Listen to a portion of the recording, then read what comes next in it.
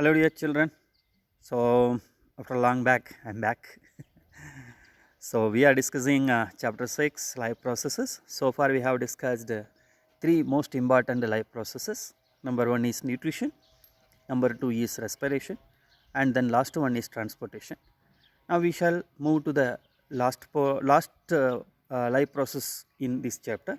Before that, let us have a glance what we have seen in the previous video. So, we have discussed about the definition of transportation. Also, we have seen the master of transportation, the heart, how its look in the sectional view, and what are the different blood vessels and what are the functions of that, including their characteristics. Arteries, veins, capillaries we have discussed, and how does the heart function, its mechanism also we have discussed. And most important part of this chapter was the double circulation of blood, how this blood, while transporting oxygen as well as carrying on carbon dioxide, two times how does it visit our heart, and then how that happens in detail we have discussed. And also for entrance point of view, what is blood clot, lymph, and transportation in plants we discussed. Now we shall move on to the fourth most important life process, that is excretion. Anything which is taken in, from which the energy is absorbed, then definitely there will be something waste, and such a type of thing we call it as excretory product. And when through our digestive tract, what solids we take, which are digested in the digestive tract, and then waste materials in the form of fecal matter released out. But at the same time, when we take different types of things which are related to the external atmosphere, like exchange of gases or taking in food materials in that excessive nutrients, mostly nitrogen based nutrients, which if they stay in our body, they may cause lots of trouble to our health. So to avoid that, our body is well accustomed, and then our body goes for removing those things, and for that a special system present in our body. So that system is called the excretory system. And what happens here, what is excretion in general? The process of removal of harmful nitrogen based metabolic wastes, called nitrogenous metabolic waste, from the body is known as excretion.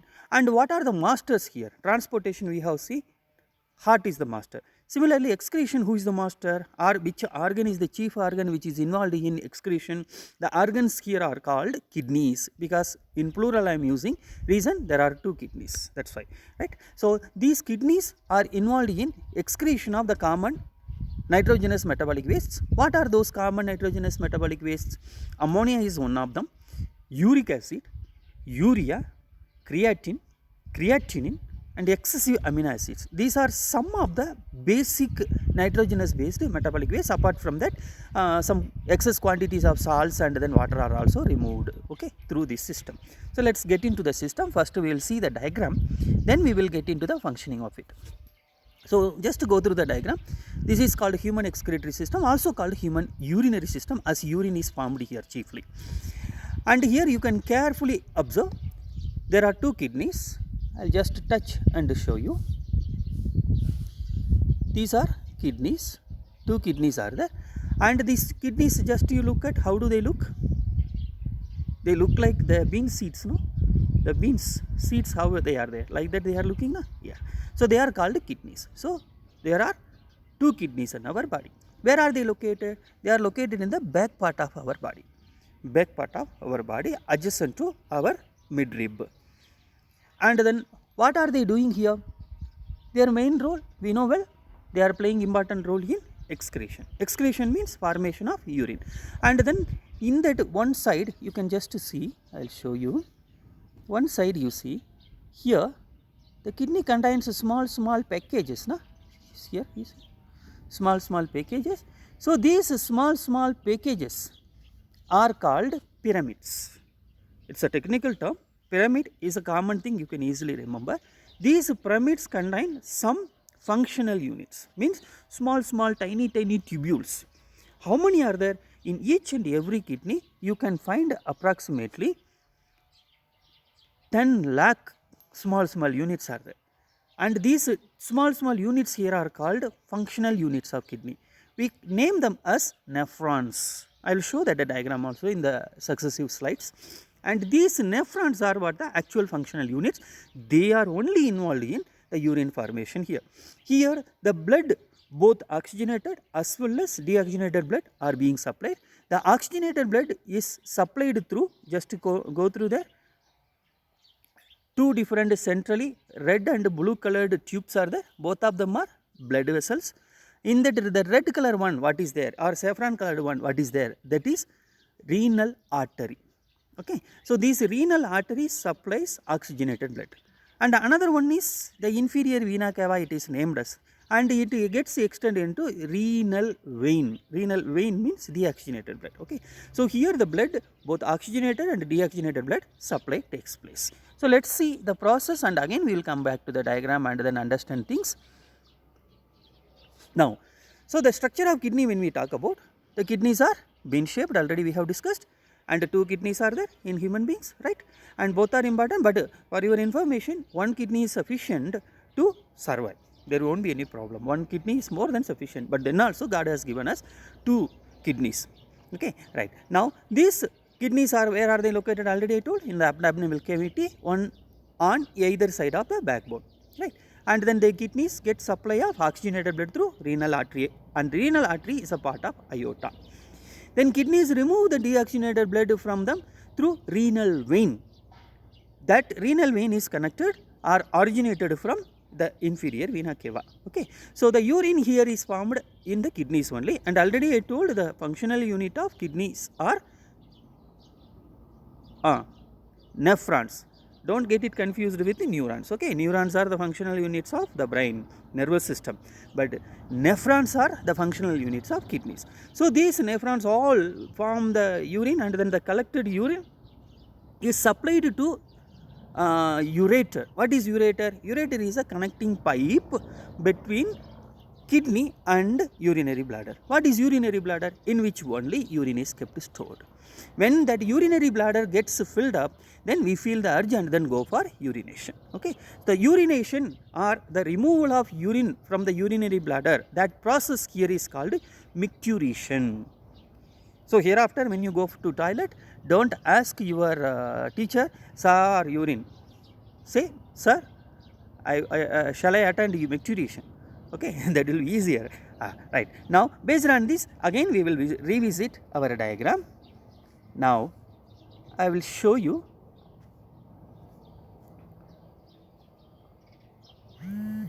the different parts. See, kidneys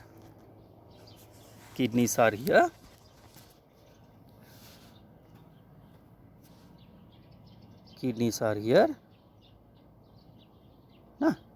then this is ureter, urinary bladder, and through this structure only urine is released, that is urethra. Okay, urethra, and almost all words are sounding similar, so don't get confused. Kidneys, ureter, urinary bladder, urethra. The oxygenated blood supply through renal artery, renal means kidney, and then deoxygenated blood supply through or removal through renal vein. Vein means we know well, renal means kidney. That's all. This is what a simple structure of the kidney. We shall move on to the next, the functional unit. Now, where are these functional units located? Carefully you see. Here the kidneys are there. In the first diagram you see kidney. Then I told the pyramid, that pyramid is there, you see, conical shaped. And that pyramid, if you carefully observe in it, in that itself they have shown a small long tubular like structure, and that tubular like structure is called nephron. So, now let us see the nephron. This is nephron. You see, this structure is nephron. Okay.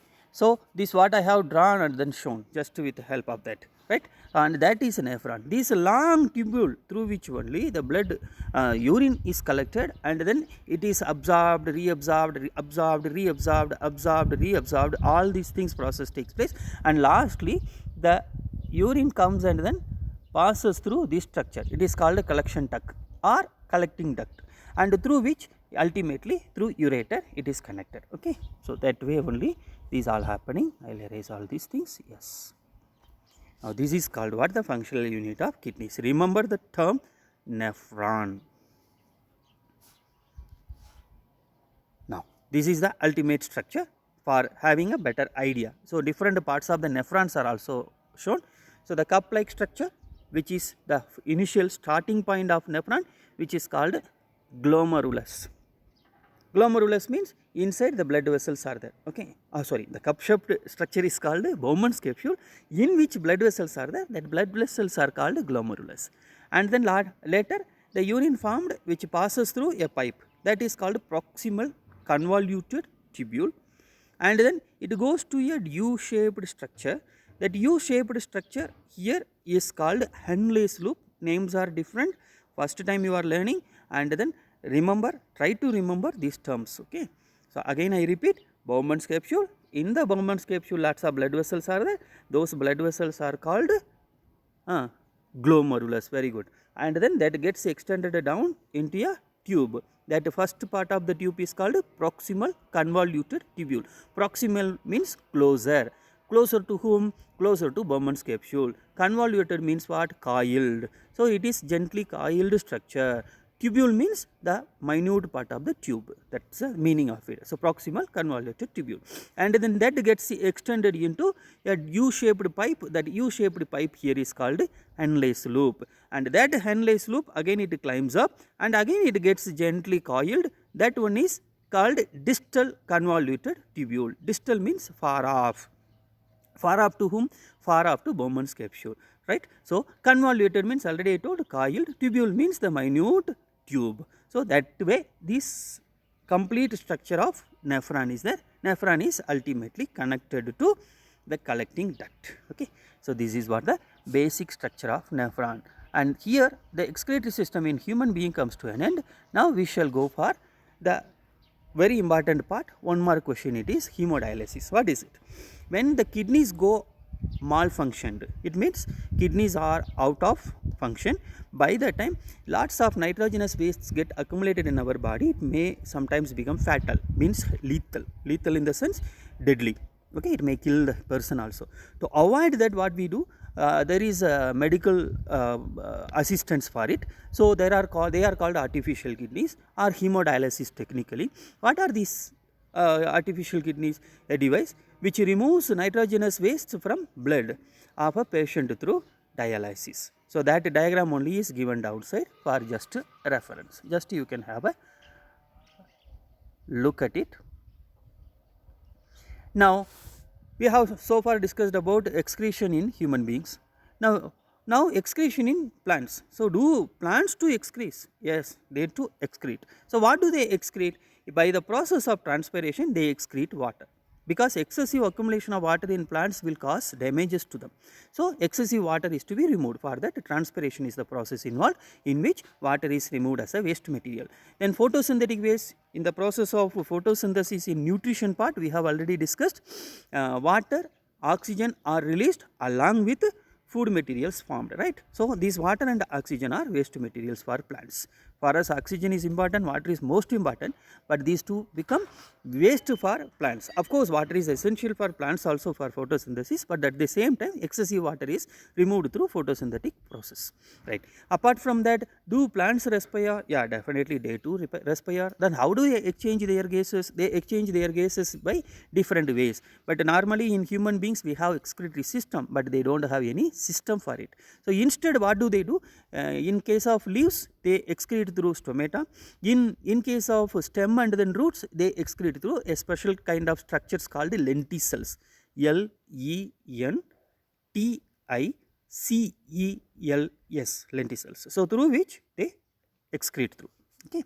So this is what the basic thing. Now we are coming to the end of the chapter. So far what we have discussed about what is excretion, what is human excretory system, who are the masters, the structures of that masters called kidneys, what are the functional units.